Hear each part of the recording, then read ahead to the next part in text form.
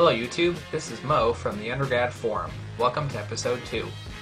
Now this episode is going to be a little bit unique because I'm going to not spend this time speaking with you and discussing specific topics. Instead I'm going to upload a speech. About a week or so ago, my pre-health advisor at my college held a big meeting in which she asked several upperclassmen to speak and discuss some of the classes they had taken, what they've done during their summers, advice to give to the lowerclassmen. And this speech was for incoming freshmen and sophomores and so forth who were interested in pursuing a career in the health professions. So my speech is a little bit general in the sense that I introduce myself, I tell them some of the things that I've done on campus, some clubs that I've joined, some research that I've done, why I chose to come to St. Mary's. So it's a little bit general in the sense, and it's not very specific on a topic, but I still thought it was an important speech because I gave it to the incoming freshmen, so I thought, well, I should put it on YouTube as well so you guys can take anything you want out of the speech that I gave. But a few important points before we get to the speech. The first being that I got a few messages. People wanted to see some pictures of my school, so here you go, here's some pictures.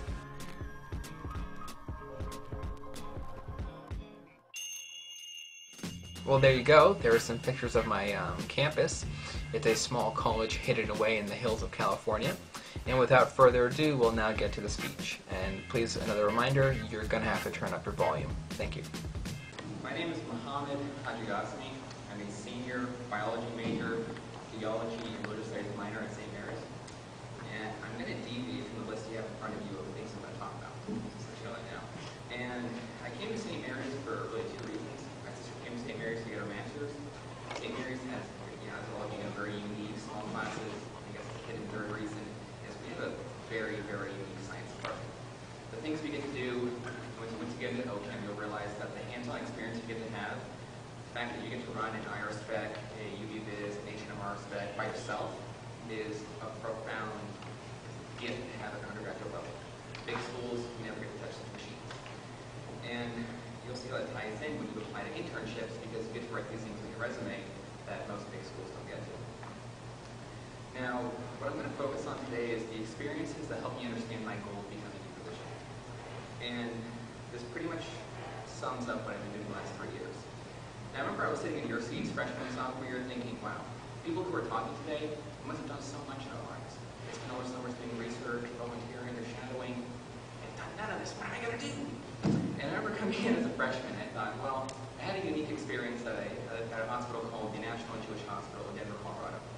And I realized at that point that medicine was for me. But when it came to St. Mary's, that was the first time I ever considered that idea that medicine was for me. And I met with Karen, and I said, well, Karen, I've seen the practice of medicine, pondered the idea, and I think I desire to become a physician.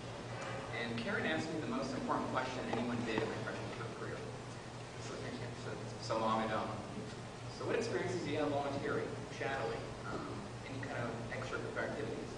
And I had to take a deep breath and think, wow, am I going to really say this? But I said, Karen, I have nothing. No volunteering, no internships, no shadowing.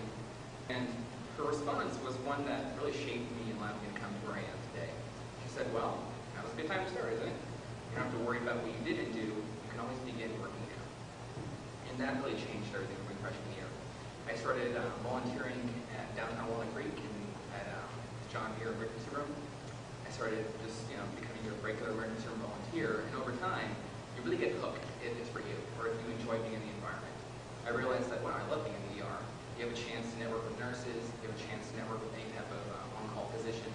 And over time, I realized that I like this one more, and I started volunteering at more locations. Karen didn't say, "Oh, you know what, you need to volunteer at 2 more locations," and we have a formula for what you need to do for pre-med. She said, it's up to you, whatever you like, go do it. And I volunteered at a location called Aegis Assisted Living. It's across the street from Safeway down the street. And I volunteered in the Alzheimer's Board as just an activities volunteer. I spent an hour every Sunday morning doing activities with residents who have Alzheimer's disease. And just something I enjoy doing. It's quite simple. And the most important thing I want you to see is that you have to not be afraid of applying to programs. You have to not be afraid of applying to any volunteer program. The best thing you can do is just get out there and try it. I never thought that, boy, I'm going to love being in the ER tonight, but what I do.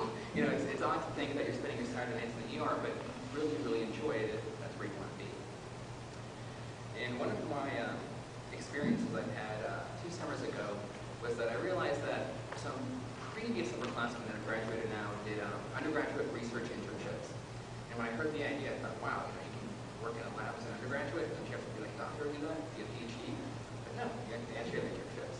And I applied to several. I got accepted into the Children's Hospital Clinical Research Institute summer internship, in which I did 10 weeks of intensive lab research in laboratories and cell cultures and such. And I studied the airway disease on cystic fibrosis. And that kind of tied in well with my desire to enter pulmonary medicine. And the great thing about this program was that you unknowingly network more people than you can imagine. At that time, I had done no shadowing, and as a part of my research, it was necessary that I go into an OR, watch surgeries, meet physicians, take the tissue samples, and go do research. Just as a facet of my research, it required that I start shadowing.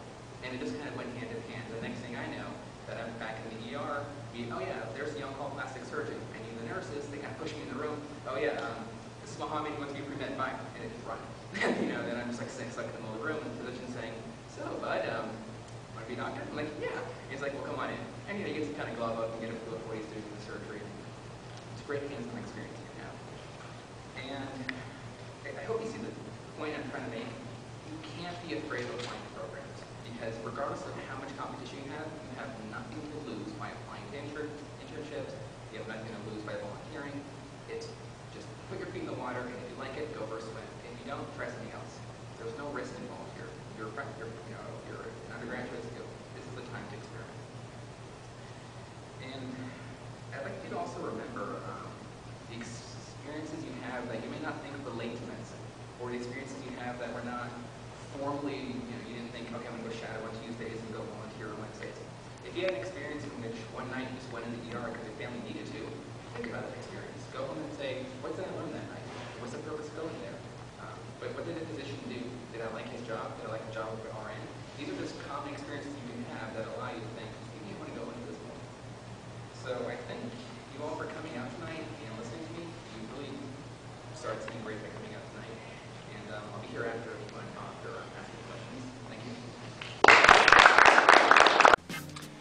Hello again, YouTube. Thank you for staying tuned in and listening to my speech.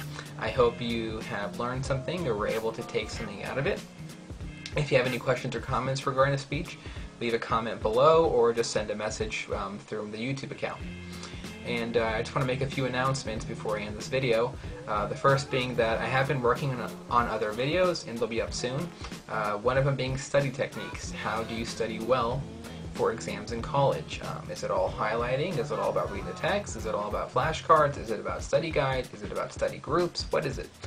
So we'll go ahead and dissect that topic down. And the fourth video will be exam techniques.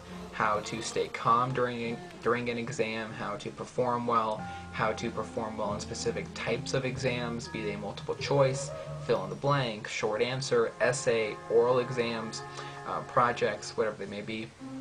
So please stay tuned for videos 3 and 4, and please remember to rate, comment, and subscribe. Thank you.